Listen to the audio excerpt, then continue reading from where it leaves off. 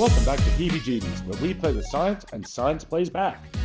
Today we're going to make instant snow with the Polymer Snow test tube experiment.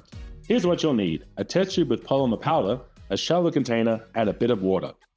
Pour the snow powder into the container, just not too much. Slowly add water and watch it grow into soft, fluffy snow. But what's really going on? It's all thanks to superabsorbent polymers, molecules that could soak up hundreds of times their weight in water. You'll find similar polymers in everyday items like diapers, plant gels, even fake snow for holiday displays.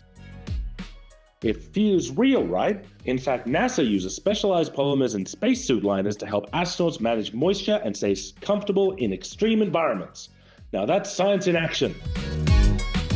And now you've got fresh snow any time of the year.